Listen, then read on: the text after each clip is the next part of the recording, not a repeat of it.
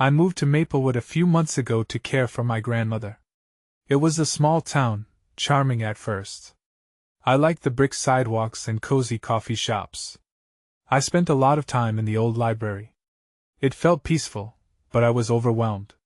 Balancing my work as a freelance journalist with caring for her was tough. I often browsed local legends while sipping tea. Then, everything changed. One evening, I came home to an unusual package on my doorstep. It was heavier than I expected. Inside was an old journal. I flipped through the pages. There were strange accounts, odd gatherings, and drawings of cryptic symbols. I didn't recall anyone mentioning these things. A chill ran through me, but I shrugged it off. Maybe it was just an old diary. Days turned to weeks. I found myself diving deeper into the journal. The stories grew darker, and soon I felt uneasy. I started noticing figures in the woods behind my apartment. At first, I thought I was seeing things. The stress was getting to me. But as dusk settled, I glimpsed hooded figures, white fabric glinting in the fading light. My heart raced. What were they doing out there? I decided to ask my neighbors about it. Mrs. Dahlia lived next door. She was a sweet elderly woman who always baked too many cookies. But when I mentioned the figures, her expression changed. She stared at me with cold eyes. "You shouldn't go near those woods," she whispered. I got chills. I didn't push her. I should have left it alone. That night I heard chanting. It seemed distant but clear. I told myself it must be my mind playing tricks. Still, the eerie sounds wrapped around my thoughts, twisting them. It felt like everyone in town was hiding something. I started keeping my distance. I felt watched, judged. One evening I gathered my courage. I had to see what was going on. As I approached the tree line, my heart raced. I stopped at the edge of the woods. I could see them. 5 or 6 figures stood in a clearing, hoods shadowing their faces.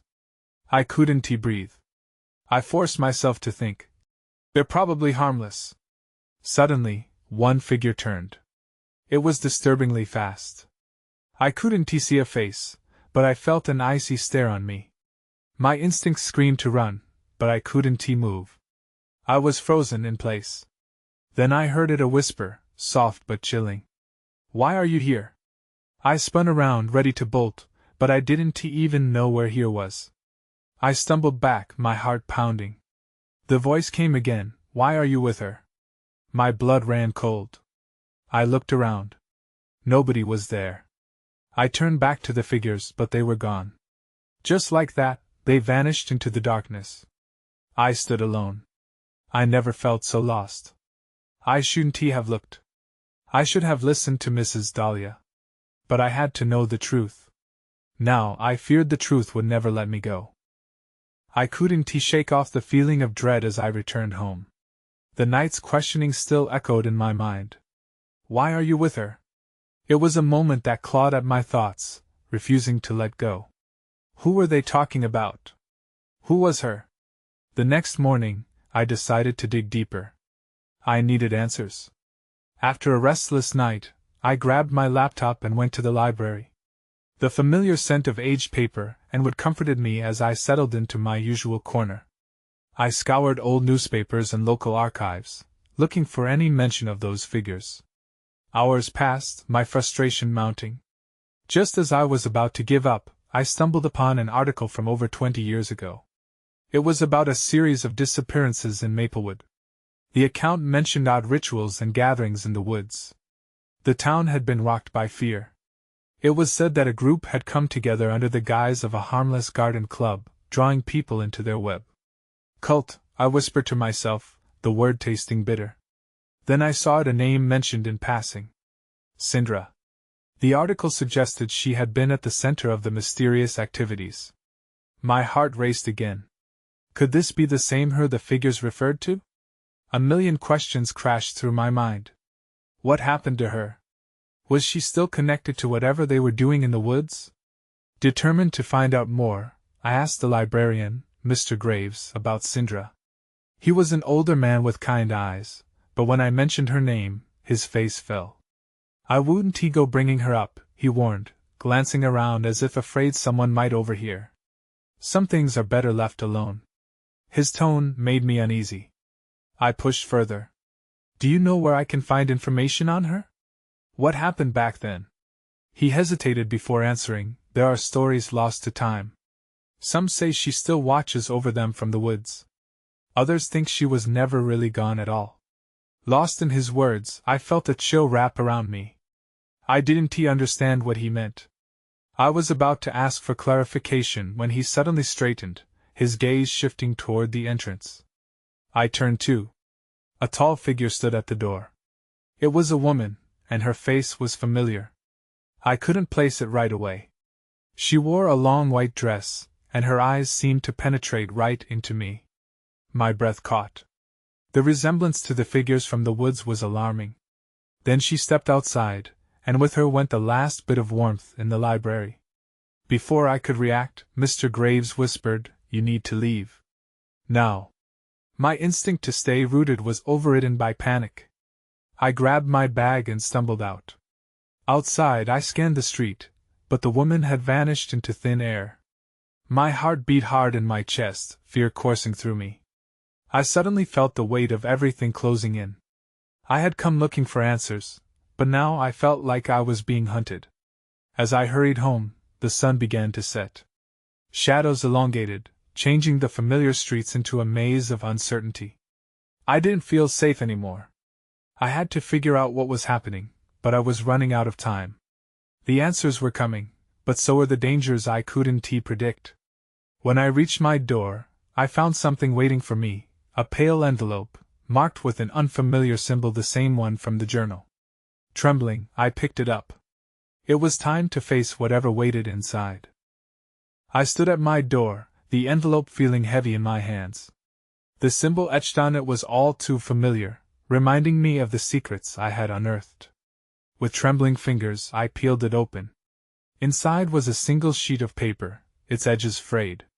I took a deep breath and unfolded it. The words were scrawled in a hurried, jagged handwriting. "They know you're looking. Don't trust anyone. Find me where the shadows gather." My breath quickened. Who had sent this? More importantly, who was they?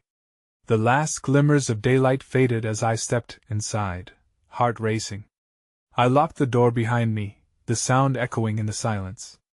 My eyes darted around the room, expecting something, or someone, to leap out at me. I needed to think. I paced the small living room, piecing together the fragments of information. The woods, the rituals, Syndra. I remembered Mr. Graves' warning about things better left alone. But I couldn't ignore the message. I had to find out who sent it, and what it meant. I flipped the paper over, hoping for more clues. There was nothing.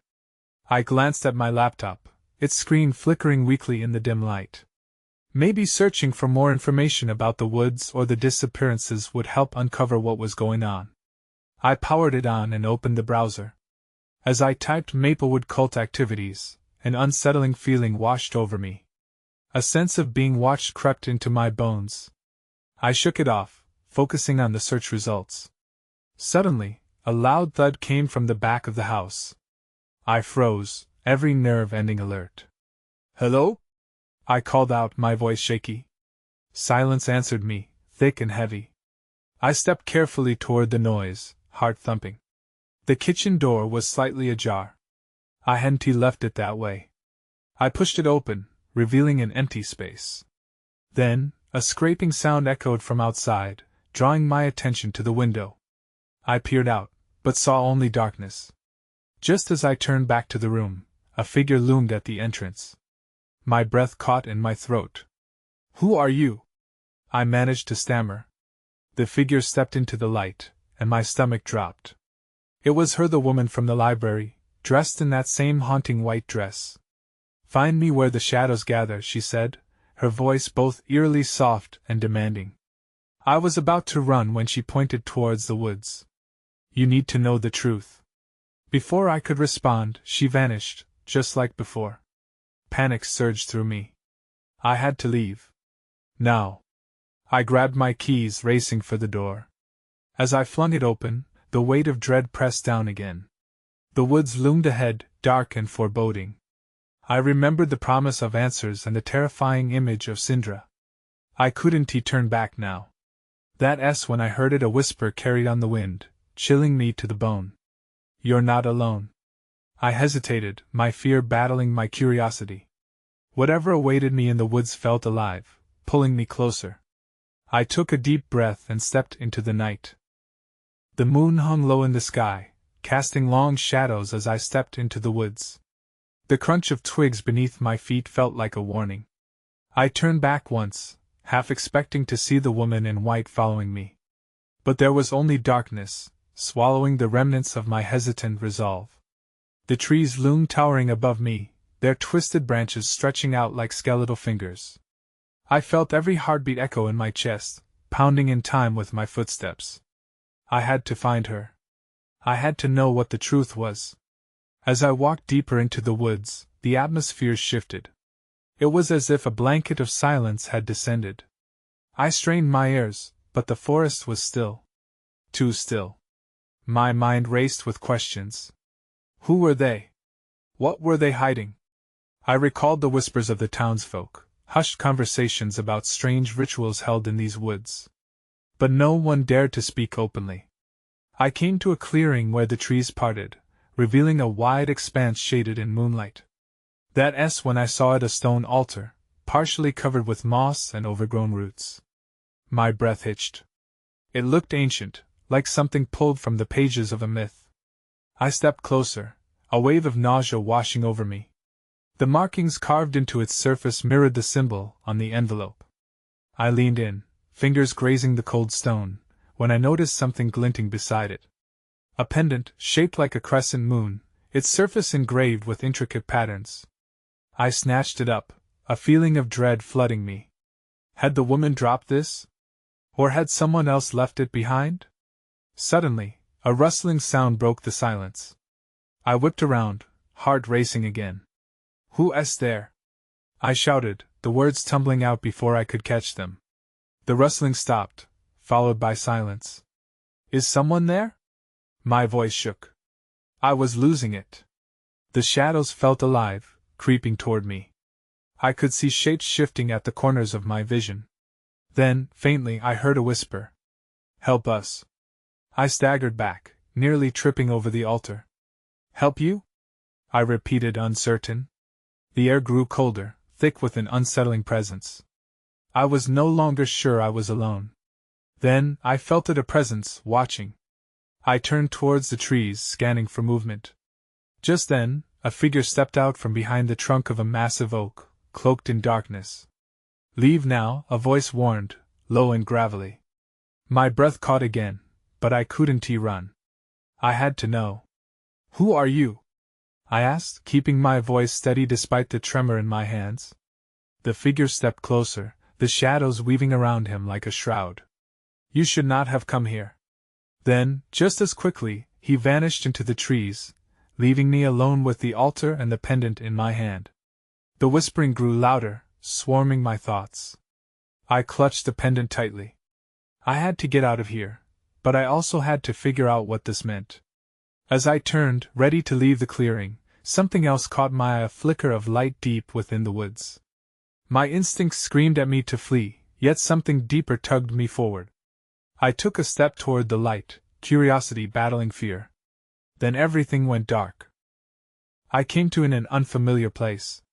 My heart pounded, and I blinked against the dim light that flickered above me, half expecting to see the altar again. But I was no longer in the clearing. I was surrounded by walls made of rough-hewn logs, and the smell of damp earth filled my nostrils. Panic clawed at my throat. I had to get out. I scrambled to my feet, pushing past the wooden door that creaked ominously on its hinges.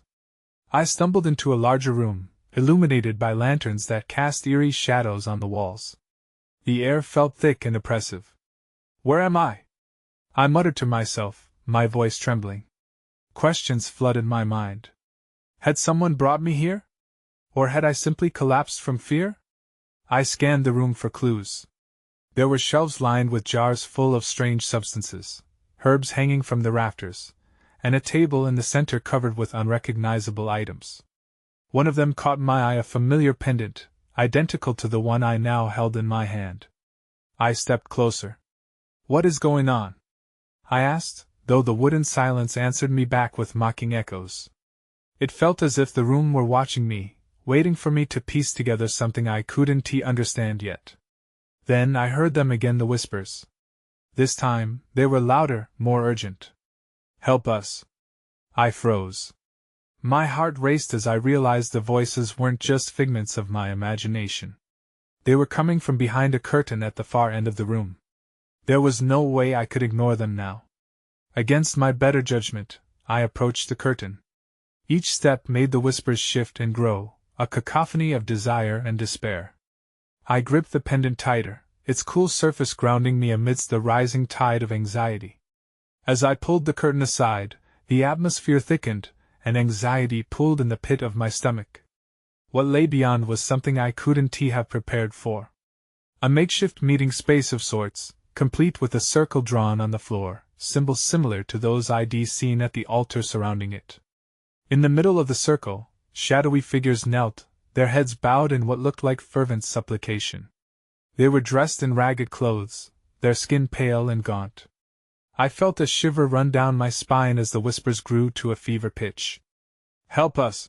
one of them pleaded, though I couldn't discern who it was. Their hands extended toward me, reaching out as if I was their only salvation. Before I could respond, an unseen force pulled me into the circle, dwarfing me in its presence. The space constricted, closing in like a fist around my thoughts. "What do you want from me?" I gasped, desperation clawing at my throat. Though they didn't speak, the energy in the room surged, a collective heartbeat echoing in the silence. It was as if they were bound by an invisible thread, and somehow, I was entwined in it. I was beginning to understand just how deep the darkness ran. Suddenly, I heard a familiar voice, low and gravelly. "You should not have come here." The figure reappeared, stepping from the shadows. Panic surged. I thought I would scream, but no sound came out.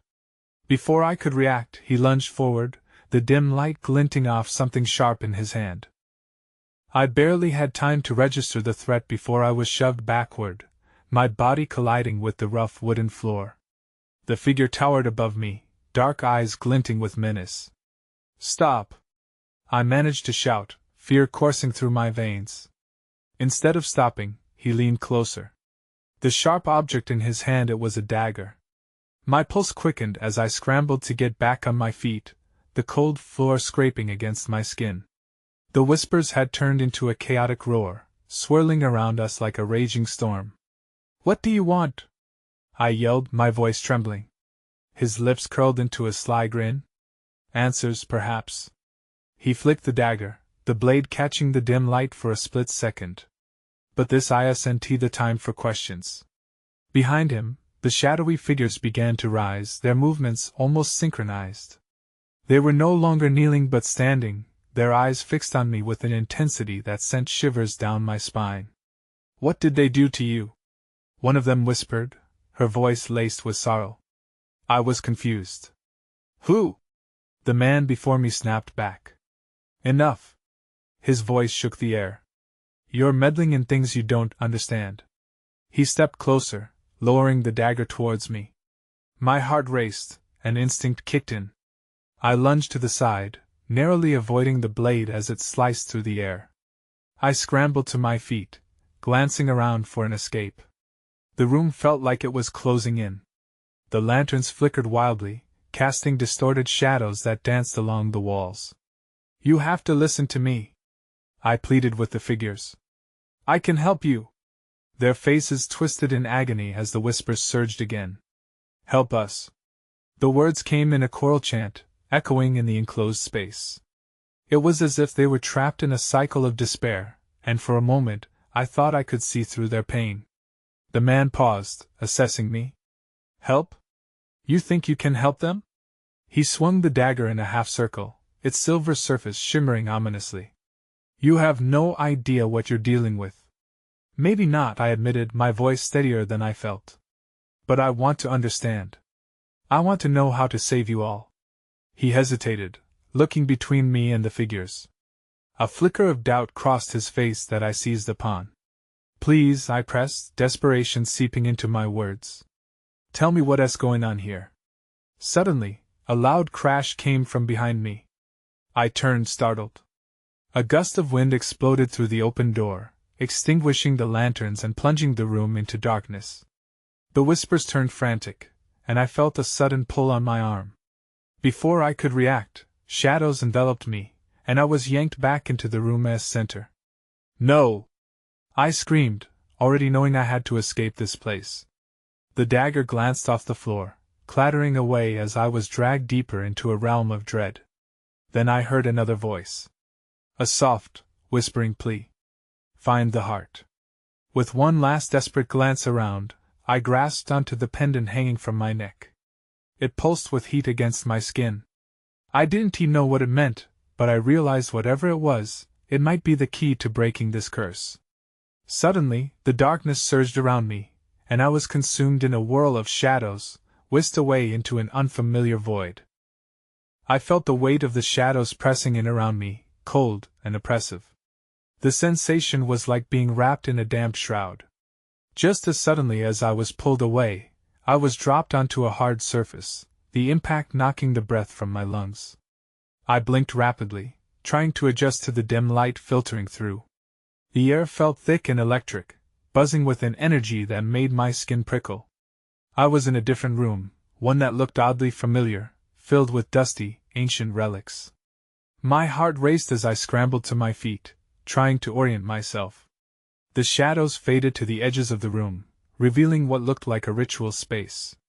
A large, circular symbol was etched into the ground, surrounded by candles long extinguished.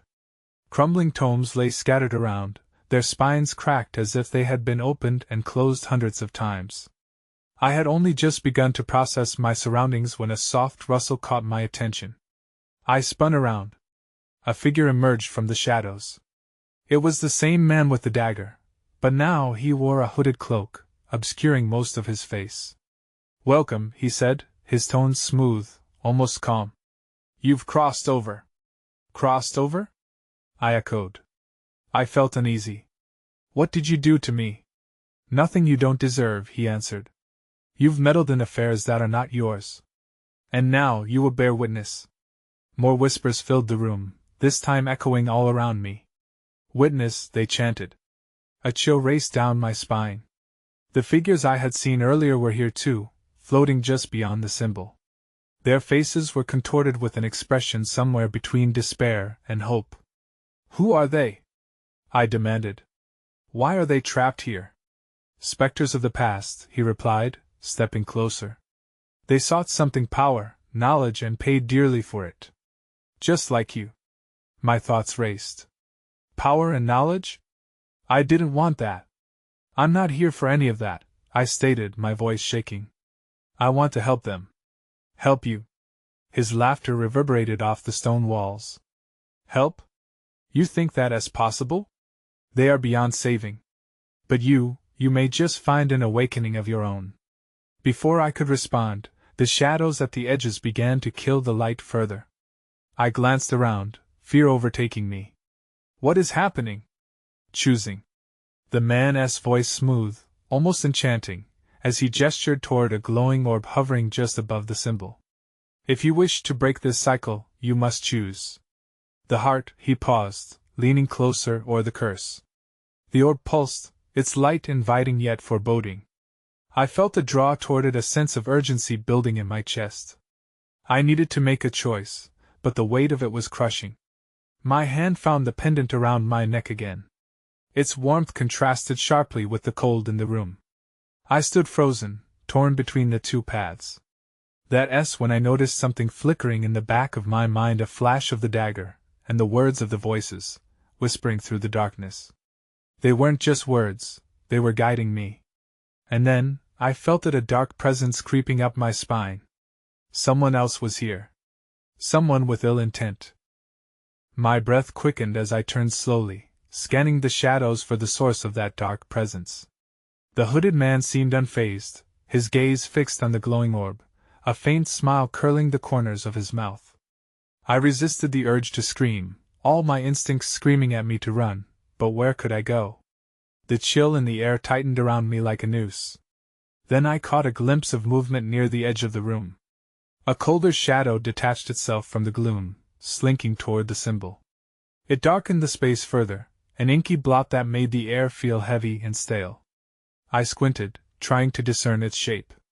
Is that? My voice came out barely above a whisper. Yes, the man replied, his tones satisfied. This is the Guardian. Fed by fear and desperation. The Guardian? I hesitated, the choice weighing heavily in my gut. The words echoed in my mind, heart or curse. If this thing was the embodiment of my fears, did it mean I was closer to the curse? Then something else flickered at the back of my mind. A voice, almost familiar, urged me. A bright memory from my childhood. The heart is only strong if you have nothing to fear. What do you want? I shouted, more to mask my fear than to seek an answer. Choice, the hooded man reiterated, unfazed by my outburst. Your heart, or the curse will guide me. Which path do you tread? The Guardian advanced, filling the air with a chilling emptiness. I could almost hear it whispering dark promises in my ears. I felt trapped, my back pressed against the rough stone wall. I glanced again at the orb, its light seeming to pulse with a rhythm independent of my own heartbeat. Instinctively, I reached for the pendant around my neck. It glowed softly when I touched it, and for a brief moment, I felt warmth spread through my fingertips. I remembered what the whispers had said before, words of awakening, of courage. Back! I shouted and stepped toward the orb, an impulsive motion fueled by a surge of desperation. It was time to make a choice. As I touched the orb, a jolt of energy surged through me. The light exploded, illuminating the room in blinding brilliance. The shadows writhed, the Guardian recoiling from the onslaught of light. No! It hissed, its voice an unearthly growl. But I felt the connection, the heartbeat of the world around me as the light consumed me. I opened my mind, ready for whatever would come next. Then everything went dark. The brightness extinguished in an instant, plunging me back into the cold shadows. I stumbled backward, disoriented. The last thing I remembered was a howl. Was it the Guardian's cry or something deeper, more sinister? And then silence. I pushed against the wall, trying to gather my wits, but the echo of my heartbeat was all I could hear. I was trapped in the darkness again, but somewhere, deep within, I felt the pulse of the orb still flickering as if waiting for me to return. What had I unleashed? Did you choose? The hooded man's voice broke through the silence, lingering in the air like a cursed promise. You must decide quickly. The time of reckoning comes. I had no idea what I had unleashed, but I knew one thing: I needed to find a way out before it found me. I stumbled through the darkness, my mind racing to grasp what had just happened. The abrupt darkness was suffocating, and I felt as if the walls were closing in on me. The rhythmic echo of my heartbeat thrummed in my ears, drowning out any other sound. I pressed my palms against the cold stone walls for support, searching for a way to anchor myself in this unfolding chaos. Suddenly, a flicker of light caught my eye, a small glimmer, barely noticeable in the oppressive gloom. I turned toward it, my heart pounding louder with each step as I moved cautiously, the tiles beneath my feet cold and unwelcoming. The light danced, almost teasing me as if it held all the answers I desperately needed. As I drew closer, the glow revealed itself to be a small crack in the wall. My fingers traced the edges, feeling the roughness of the stone and the warmth radiating from the fissure. I hesitated, wondering if I was about to discover something I didn't want to know. But fear and curiosity battled within me, and curiosity won. I leaned in closer and peered into the crack. My breath caught as I caught a glimpse of swirling shadows inside, tinged with faint echoes of laughter that did not sit right with me. The whispers seemed to beckon, promising secrets buried within the depths. Just as I contemplated whether to push the walls apart or retreat, a surge of wind rushed through the crack, pushing me back with a force that knocked the breath from my lungs. What is this? I gasped, scrambling to regain my footing and balance. Nothing answered, but the shadows shifted, coiling like serpents against the light. Panic clawed at my chest, and I felt myself retreating once more. I turned to run, but the hooded man's voice cut through the shadows, smooth and chilling. Do you still think escape is an option? Who are you? I shouted, my voice cracking. What do you want from me? He stepped into a patch of light, revealing more of his features. The smile he wore was disconcerting, almost predatory. I seek to guide you. But first, the fears must rise again. With that, the shadows surged around me, and the air grew heavier, thick with something dark and suffocating. I could taste the dread rising within me like bile, creeping from those childhood memories I had buried deep. And then I noticed it, an outline forming from the darkness that loomed larger, almost like a silhouette of a familiar figure. My heart raced as recognition hit me. No, it couldn't be. Mom? I whispered, horrified. The figure only smiled, an eerie grin stretching wide across a face that seemed both comforting and terrifying. See how your heart falters? The hooded man taunted, watching me intently. That is the key to your power. I felt the warmth of the pendant at my neck once more. It pulsed against my chest, urging me to embrace the light within. But the shadows were closing in, wrapping around my legs, pulling me down into their depths. Make a choice. The man shouted, his voice an imperious command. As the darkness pressed around me and my mother's figure flickered, I realized this was more than just a choice between light and dark. It was about confronting the very essence of my past. Could I summon the courage to face what I had long feared? That question burned in my mind as I took a step forward, ready to tear away at the shadows. When I saw it, the orb pulsing in the distance, its light calling me back. Would I embrace my past or let the darkness swallow me whole? The time of reckoning had truly begun. I stood there, my heart pounding like a drum in my chest. The figure of my mother hovered in front of me, both comforting and terrifying, her smile etched with sadness that twisted my insides. I felt the shadows pressing in, tightening around my legs like iron chains. You're not real, I whispered, fighting against the rising tide of panic. Am I not? The figure replied, her voice sweet and laced with sorrow. You've longed for my guidance, haven't you? Let me help you. But the deeper part of me resisted. You're not her. You're a trick. The words felt like shards of glass in my throat as I fought to resist the pull of the shadows. The hooded man leaned closer, his smile widening. See? The heart knows what it fears most. You must confront it if you are to break free. He gestured toward the orb pulsating softly in the distance. Will you choose the heart or cower in the shadows? Enough! I shouted, forcing my voice to break through the suffocating panic. I focused on the warmth of the pendant against my chest, allowing it to anchor me, reminding me of my purpose. I needed to find the truth about the shadows and the whispers. I took a deep breath, feeling the flicker of courage begin to thaw the icy dread. Whatever you are, you want to hold power over me, I declared, stepping away from the rising dark tendrils and towards the vibrant light of the orb. The shadows hissed in frustration, the dark figure of my mother beginning to flicker like a flame about to go out. Stop! She cried, her voice trembling now. You'll regret this. No, I countered, pushing forward. I refused to be bound by fear. My feet felt lighter, each step gaining more confidence as the orb pulsed brighter, illuminating the room and blasting away the darkness like the sun breaking through storm clouds. Suddenly, the shadows exploded into chaos, writhing and twisting in denial of the light I radiated. The hooded man faltered, his calm composure shattering slightly.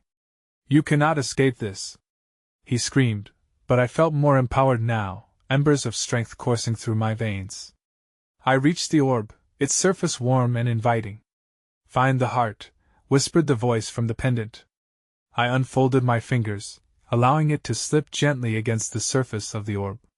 Suddenly, heat surged through me, igniting every cell in my body. The world blurred, and shadows coiled into the corners of my mind while brilliant light flooded in. Memories flickered, intermingled with emotions and echoes of laughter. A connection flourished as threads tugged at my heart, leading me to awakenings long buried. I embraced them, absorbing the light, claiming my power while letting go of fear. The darkness recoiled violently, the shadows screaming with rage as I pulsed with newfound energy. The Guardian's form distorted in desperation, flailing against the onslaught. No! You cannot! I held my ground, infusing the light with purpose. I release you! I cried, and the room exploded in brilliance. The shadows screamed as they disintegrated, one by one, dissipating into the air like smoke engulfed by fire. In the wake of the chaos, I felt the weight of years of darkness lifting. I collapsed to the floor, gasping for breath, the last remnants of shadows vanishing into nothingness. The hooded figure melted away, the echo of his laughter replaced by silence. I finally opened my eyes, blinking against the brightness that enveloped me. I was back in the woods, standing alone in the clearing where the ancient altar lay, untouched by time. Only the moon shone down, illuminating the space in a soft glow. I clutched the pendant tightly, grounding myself. I was free of the burdens that had chained me, the whispers, the figures, even the painful memories. But a stirring knowledge remained, questions clouding my mind.